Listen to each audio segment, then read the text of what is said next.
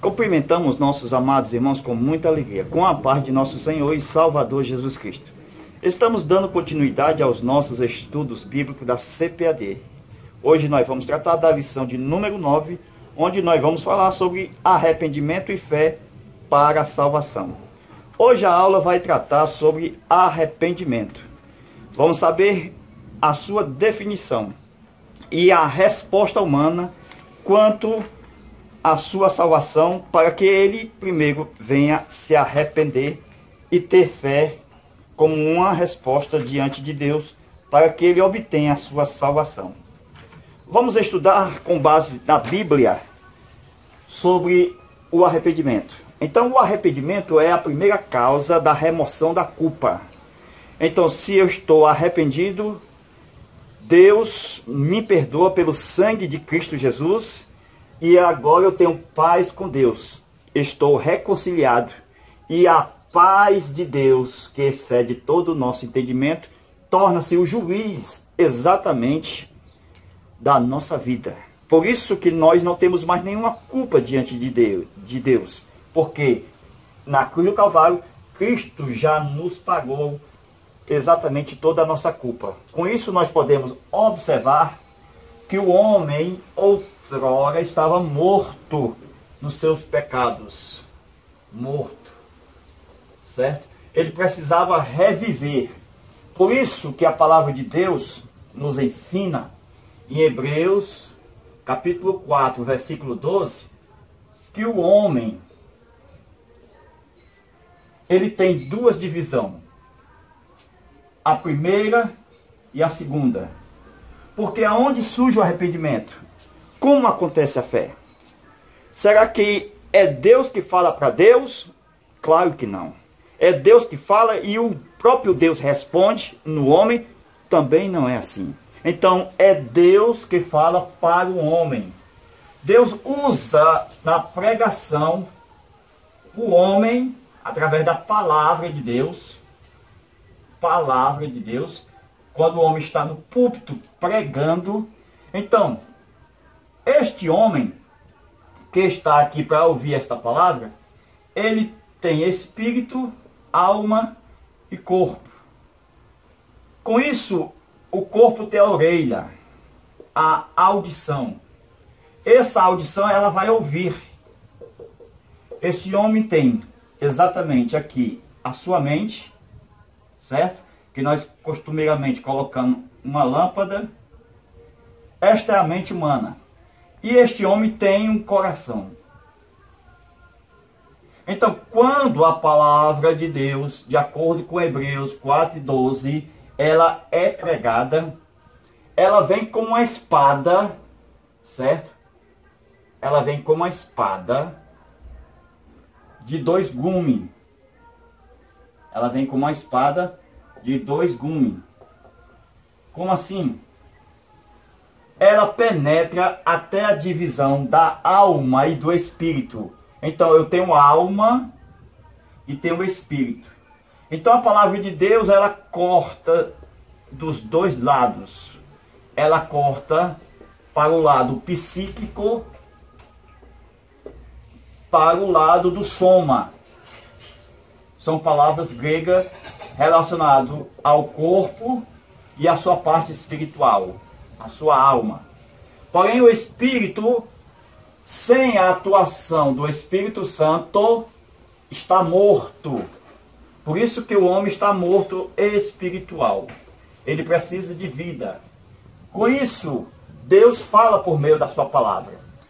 Aí a Bíblia diz que a palavra de Deus é apta para discernir pensamentos que está na mente e o coração. Isso nós observamos quando o homem, ele crê. Então, esse é o primeiro passo. Cristo foi enviado ao mundo para que todo aquele que nele crê não pereça, mas que tenha a vida eterna. Então, o homem, quando ele passa a crer, a Bíblia diz que Paulo encontrou uns discípulos que eram batizados por João Batista. E ele perguntou: recebeste o Espírito Santo quando crestes? Então, a atuação do Espírito Santo no homem é quando ele crê. Então, é automático, quando o homem crê em Cristo, ele recebe o Espírito Santo no seu espírito humano. Então, Paulo diz que o Espírito Santo se une ao espírito humano e eles se tornam um com Deus. Esta é a razão de nós chamarmos aqui essa parte Espírito Santo agora no espírito humano, homem espiritual. Esta parte, a primeira parte, é chamada de homem espiritual. Por quê? Porque agora ele está regenerado. Ele está exatamente com o Espírito Santo. Recebeste o Espírito Santo quando creste. Isto é, o novo nascimento acontece quando o Espírito Santo está no espírito humano. Então essa parte aqui é o lugar aonde o Espírito Santo vai atuar. É por isso que o arrependimento acontece. Primeiro, ele crê em Cristo, recebe o Espírito Santo, e o Espírito Santo produz exatamente as faculdades do Espírito Santo, no espírito humano. Agora sim, ele tem fé, amor e esperança. Veja as faculdades, são 3. 1, 2, 3. Então, esta fé capacitará ele a ter esperança e ter amor. Por isso que o arrependimento agora é segundo Deus. Porque Deus agora está nele. Quando o Espírito Santo entra nele, no espírito humano, atenção, o Espírito Santo não vem para a alma. Porque senão há uma possessão. O Espírito Santo não trabalha com possessão. Então, o homem está sujeito, a sua alma está sujeita exatamente a quê? Aqui é a pessoa dele. Então, ela está livre para obedecer ao Espírito Santo. Então, nós temos a primeira barreira, que é exatamente aqui o coração. A primeira barreira. Então, quando ele ouve a palavra, então esse corpo aqui tem olho, ou olhos, certo? O que é que acontece? Quando ele ouve a palavra, a mente dele é confrontada pelas verdades do Evangelho. E todo aquele que é confrontado pelas verdades do Evangelho, não tem como. Há uma humilhação diante das verdades do Evangelho. Qual é o problema? É se ele vai decidir. Ele está esperando o apelo. Muitos vão decidir, mas muitos não vão decidir. Mesmo envergonhados na sua atitude de pecado, de miséria, de nudez, eles serão envergonhados, impactados pela pregação do Evangelho.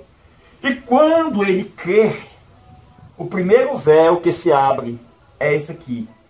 O primeiro véu que se abre é o da mente. Essa mente, ela começa a se quebrantar. Com isso, ela se abre aqui para que a palavra de Deus tome caminho e chegue à sua alma, a palavra de Deus.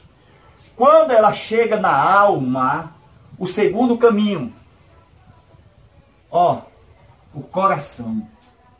Então, a segunda barreira é o coração. Quando ela chega no coração, porque ela creu, a mente se quebranta. Então vamos aqui o que acontece na hora do arrependimento. Primeiro, nós temos o coração que vai ser certificado.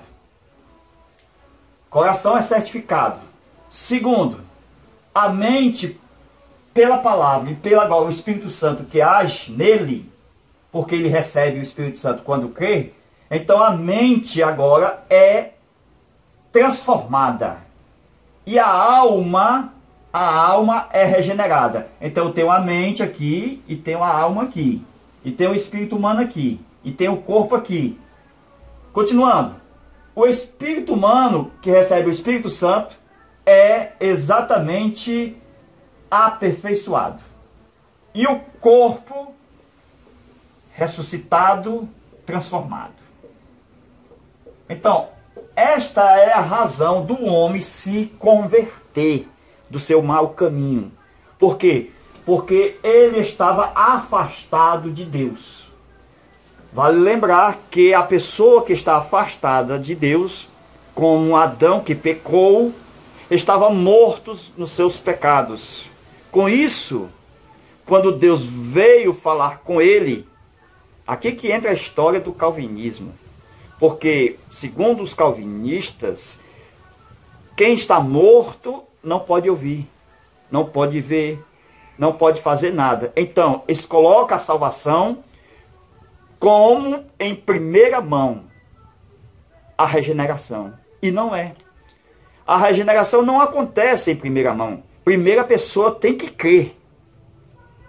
A pessoa crer com o coração e com a boca se faz confissão. Romanos está escrito assim. Então, se nós vemos o episódio de Adão, nós observamos o seguinte, que Adão, ele, no pecado, separado de Deus, morto espiritual, a Bíblia diz que ele ouviu a voz de Deus. E agora, calvinista? Adão ouviu a voz de Deus. O que é isso, irmãos? Como é que um morto espiritual não pode ouvir a voz de Deus? Adão ouviu. Porque a palavra morte na Bíblia não significa extinção. A palavra morte na Bíblia não é aniquilamento.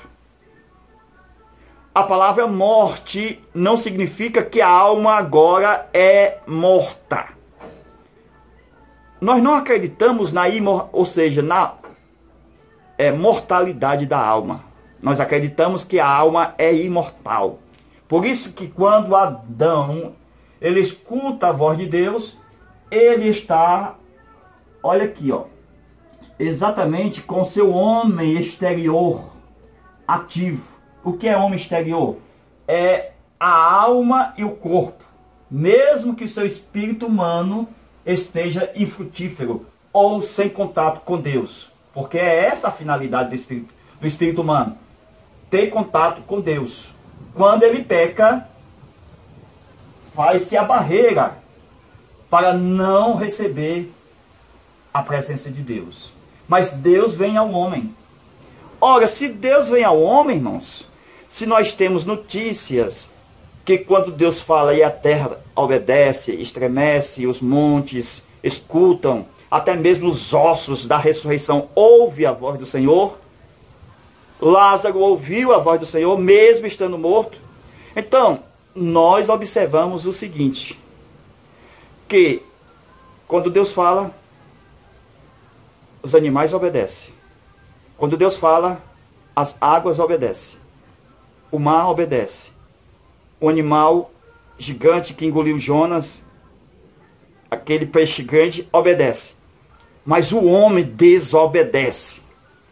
O que é isso, irmãos? Se Deus é soberano, está acima de tudo, e por que que o homem desobedece? Porque Deus mesmo soberano criou criaturas livres. Criou seres humanos livres. Com isso, Deus, ele pode sim querer fazer algo e o homem não querer. Com isso eu estou dizendo o seguinte, Jesus queria, e era Deus, fazer milagres, mas havia a incredulidade. E ele não podia fazer os milagres, mas ele queria fazer. Da mesma forma, Deus quer salvar todos os homens, mas os homens, na sua maioria, não querem ser salvos.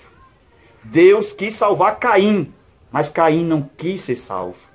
Então, voltando aqui. Nós estamos estudando como acontece o arrependimento na vida do homem. Na vida do homem. O que é isso? É que a palavra de Deus, ela vem para os dois véus que estão no ser humano. No primeiro véu, entre a alma e o espírito humano, do homem, nós temos o coração. No segundo véu, entre a alma e o corpo, nós temos a mente, que é a lâmpada. E nós aprendemos que a palavra de Deus, ela penetra quando cremos em Cristo. É preciso de crer. Esta é a parte humana do homem. Com tua boca confessa, crê que Jesus Cristo é o Senhor. Então a palavra de Deus, ela é apta. E ela vem na primeira divisão e na segunda divisão. Primeiro, na divisão da alma e do espírito. Segundo, na divisão entre alma e corpo, onde está escrito juntas e medulas. Aí nós temos a segunda divisão. Então, a palavra de Deus é poderosa. Ela é poderosa. Ela vai até ao coração do homem. Este é o coração do homem natural. Este é o coração do homem exatamente externo. Ou nós podemos dizer o homem que vive na carne. Certo? Só que esse coração precisa ser vencido e ser alcançado, que é estar entre o espírito e a alma. Só acontece quando recebemos o Espírito Santo. Aí sim, com o arrependimento, Deus nos perdoa os nossos pecados. O que é pecado? Pecado é quando há o desequilíbrio de todos os instintos humanos. Então são 6 instintos. 6 instintos. Porém a alma do homem tem 3 sentidos. Ou 3 atributos. Primeiro, sentimento. Sentimento, intelecto e vontade. São estes os atributos da alma. Os atributos do corpo, todos conhecemos. É olho, visão, tato, paladar e olfato. Esses são os atributos do corpo. Então, quando o homem vive sem Deus, a prática é do eu, ou da carne, do homem exterior. É a prática dos sentidos, do mundo físico, quando a alma se comunica com o corpo através deste mundo. Aí nós temos 6 atributos, certos? Que estão entre a alma e o corpo. E entre esses atributos, que nós podemos mostrar aqui, está a comunhão que foi afetada. A comunhão que foi afetada. Nós temos aqui também a reprodução e também a alimentação. O que é isso? É que o pecado desequilibrou toda a raça humana e os seus instintos estão desequilibrados. Isto se chama pecado. Tem outras definições de pecado na teologia, é errar o alvo. Outros acreditam que é pisar na bola. É exatamente. Mas nós acreditamos que, biblicamente, nós vemos que pecado é o desequilíbrio dos instintos humanos, que são 6. Aí nós observamos o seguinte. Quando ele se arrepende de coração, aí acompanha-se com atos. Mesmo que os olhos venham a chorar, mesmo que os olhos chorem, esta pessoa vai agora agir para fazer novos atos. O que é isso? Deus agora vai equilibrar os instintos que estão no corpo, certo? Através da comunhão que ele tem agora com Deus, pelo Espírito Santo. Então nós observamos o seguinte. Quando Deus se encontrou com Caim, Deus perguntou sobre o seu irmão: onde está o teu irmão Abel? Ele não confessou. Ele não se arrependeu. Ele disse: sou eu o guardador do meu irmão? Ele disse: sou eu que tenho que dar conta do meu irmão? Ele não disse onde está o seu irmão. O mesmo Deus, na forma de homem, agora diante de Maria, irmã de Lázaro, faz a mesma pergunta. Jesus pergunta: onde está o teu irmão Lázaro? Maria confessa e diz: vem e vê. Isso mostra uma história muito parecida uma com a outra. Porque nós vemos que é a mesma pergunta: onde está o seu irmão? Um esconde o irmão, mas o outro revela onde está o irmão. Nós observamos que é preciso, como Marta e Maria, nós observamos que é preciso confessar onde está o nosso Lázaro e não esconder o nosso irmão. Isso observamos pelas Sagradas Escrituras, porque a Bíblia diz que quando Jesus ouviu de Marta, de Maria, que Lázaro estava ali, vem ver. A Bíblia diz que Jesus chorou. Isto mostra que Jesus chora porque dificilmente as pessoas confessarão seus pecados. Mas Jesus chora porque ele se alegra no Espírito. Porque quando alguém confessa e deixa os seus pecados, alcança de Deus misericórdia. Com isso, ativa os anjos a fazerem festas de alegria, porque agora um pecador se arrependeu. Aí nós observamos o seguinte: Deus vai contar essa história de arrependimento, de salvação, de novo nascimento, exatamente aonde? No livro de Gênesis, aonde Deus disse que tarde de manhã foi o primeiro dia. Então, o primeiro dia da criação, exatamente o Espírito Santo habitando no homem regenerado, no homem salvo. É o primeiro dia, é o dia do novo nascimento. E agora, quem se arrepende e nasce de novo, ele tem por obrigação de receber luz. Luz.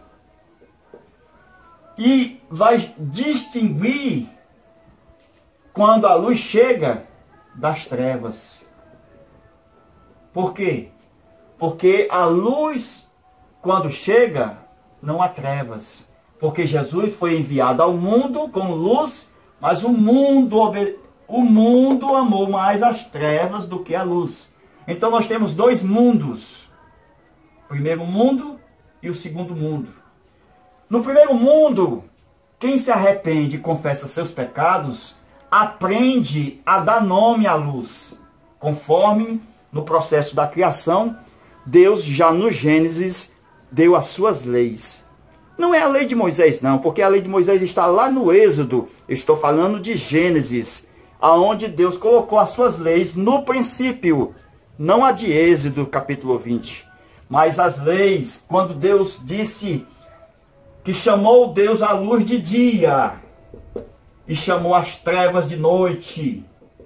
Isso acontece que nós temos a primeira revelação aqui. A primeira revelação é que você tem que, depois que conhecer o Senhor Jesus, se arrepender dos seus pecados, dar nome, dê nome à sua luz e às suas trevas. Nós temos que conhecer o que é luz e o que é trevas. O que é luz? Escola Bíblica Dominical. O que é trevas? Pornografia. O que é luz? Bíblia, culto. O que é trevas? É exatamente Big Brother, Globo, etc. Nós estamos estudando aqui no arrependimento como Deus atua na vida humana. Porque quem está em Cristo não pode estar nos dois mundos ao mesmo tempo. Ele não pode ser luz e ser trevas ao mesmo tempo. Ele tem que abandonar um mundo desses. ele tem que ficar só em um mundo. Isso nós observamos que quando nós nos arrependemos, nós não podemos estar ao mesmo tempo nos bares e na casa de Deus. Nós não podemos estar ao mesmo tempo exatamente nas boates, dançando e estar na casa de Deus. Nós não podemos estar sendo beberrão e na casa de Deus. Por quê? Porque nós aprendemos o que é luz e o que é trevas. Então, a primeira revelação é exatamente dar nome à nossa luz e às nossas trevas.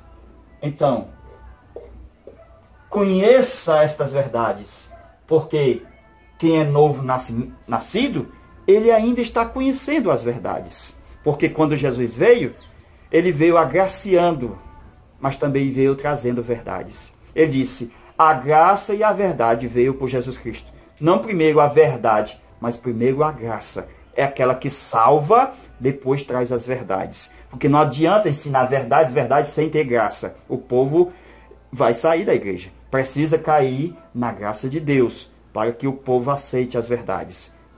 João 1,17. Então nós observamos que são leis que nós temos na história da criação. Logo no princípio, logo no livro de Gênesis. Aí nós vemos essa história aqui. Então, meus amados irmãos,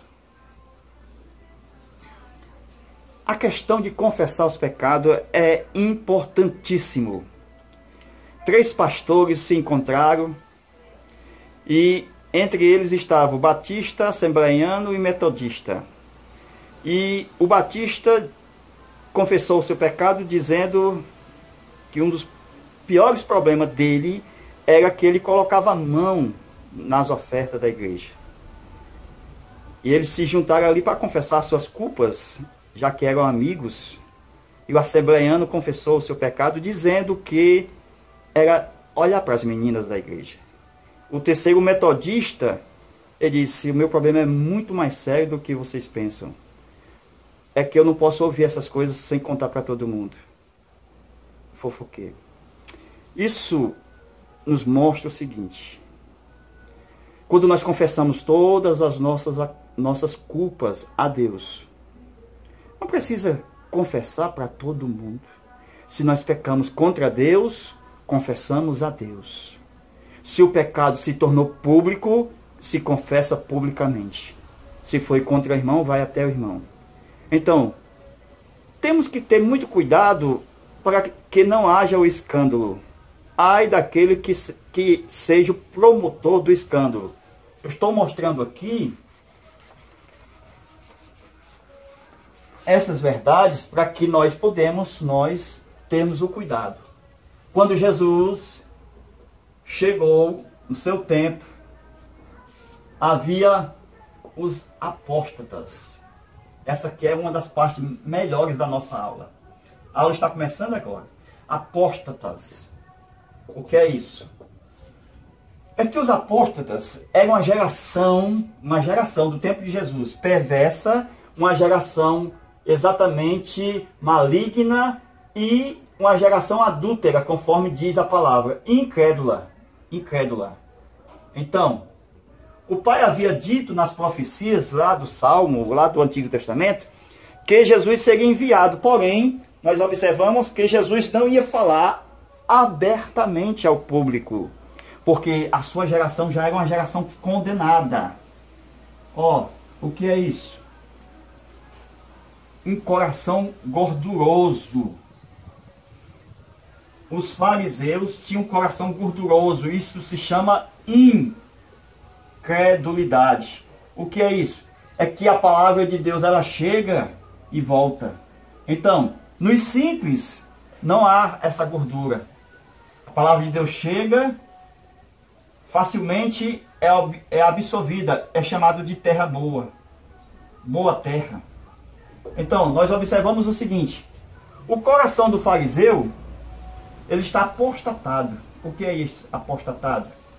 É que quando Jesus falava sobre os milagres e fazia milagres, ou seja, pelo Espírito Santo, os fariseus diziam que era o Beelzebul, o príncipe dos demônios.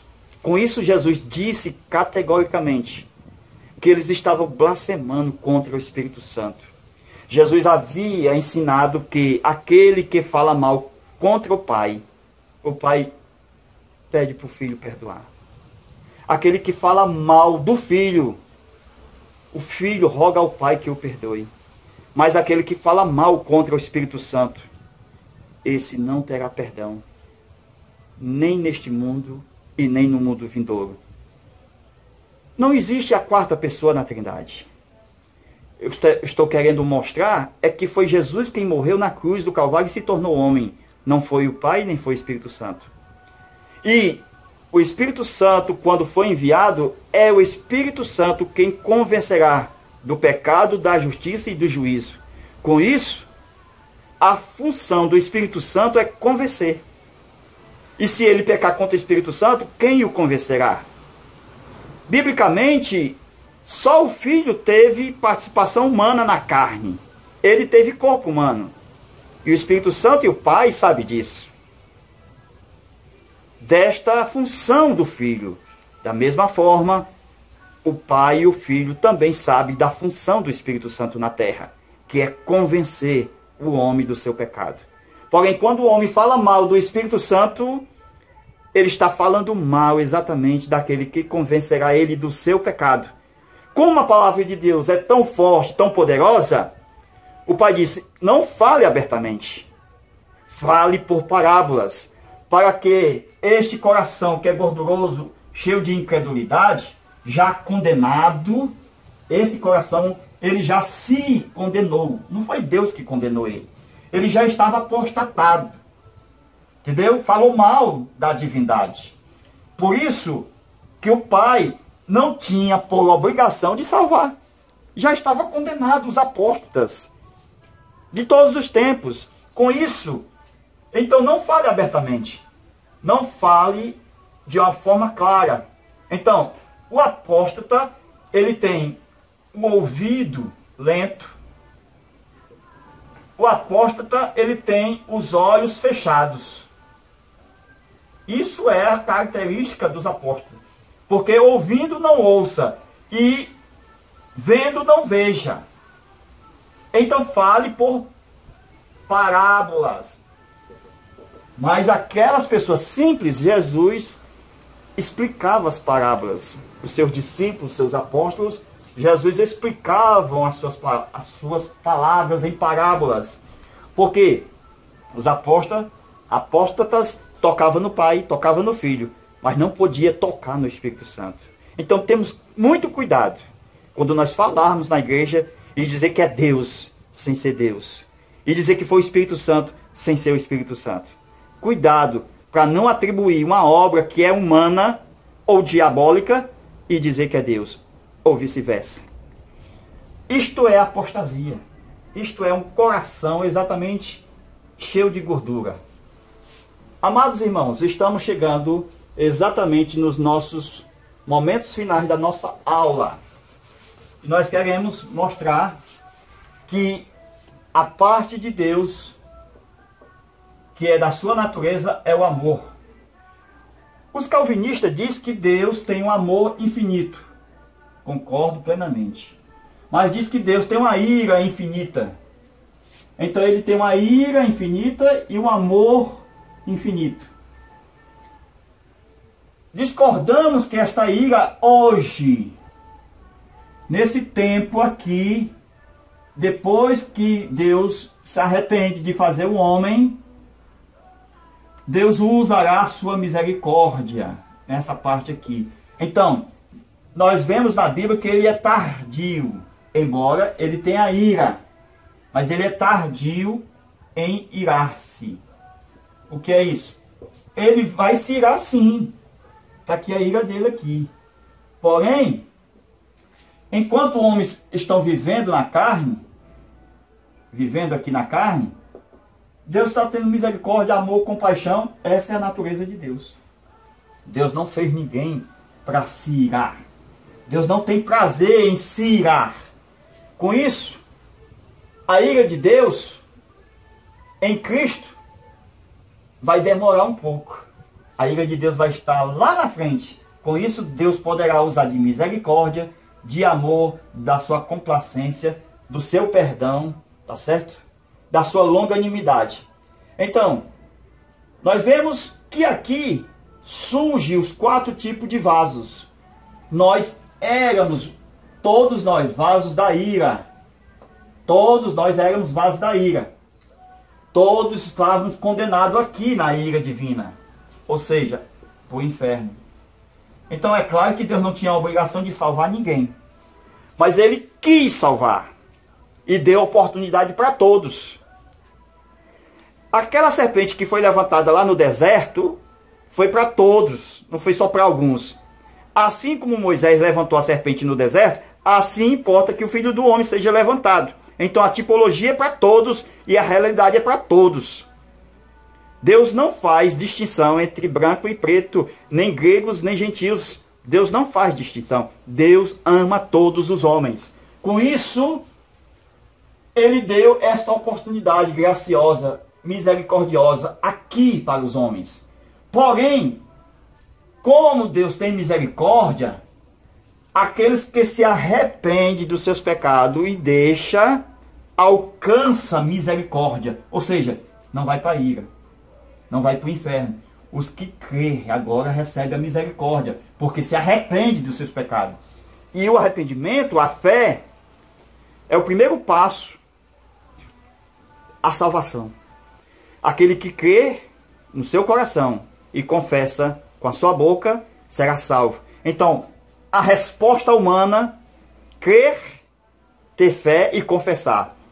Com isso, os homens agora passam a ser vasos, os que creem em Cristo, da misericórdia. Só que esses vasos da misericórdia aqui esses vasos da misericórdia aqui precisa se purificar.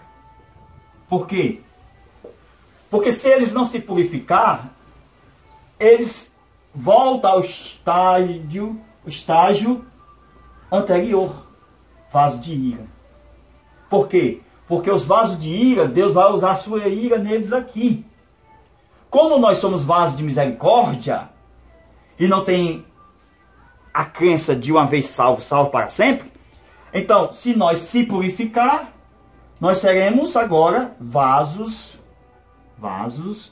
de honra.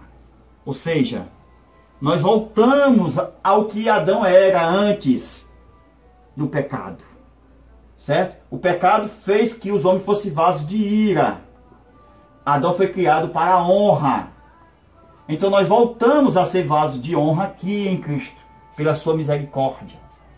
Mas se nós não se purificar, que aqui é a santidade, que Ele transferiu para nós através do seu sacrifício, do seu sangue, que foi Ele se santificou por nós. Com isso nós vemos aqui, se nós se purificar, nós não vamos ser vasos de ira. Então não existe a tal de plaquinha para o inferno e outros para o céu. Porque se nós se purificar, nós não somos vasos de ira, nós somos vasos para a honra. Com isso, nós não vamos para o inferno. Por causa do seu amor, por causa da sua misericórdia e porque nós respondemos positivamente. Creio, Senhor. Eu aceito, Senhor. Cumpra-se em mim a tua vontade, conforme disse Maria ao anjo, quando foi receber a notícia do nascimento de Jesus. Esta é uma realidade, porque os vasos de ira tornarão vasos de desonra.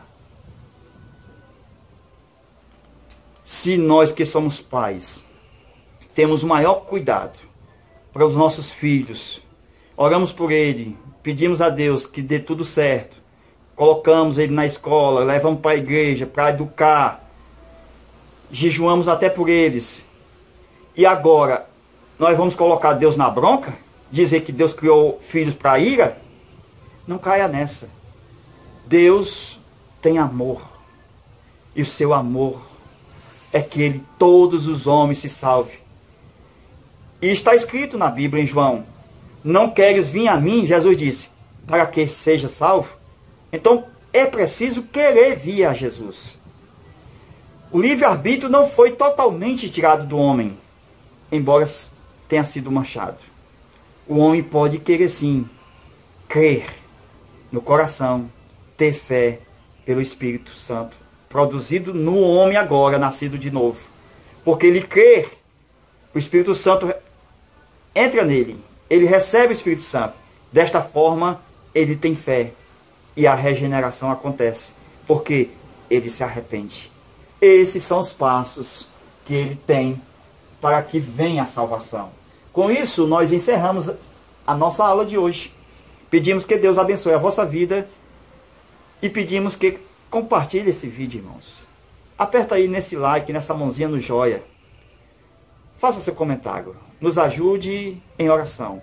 Deus abençoe a todos no nome de Jesus. Amém.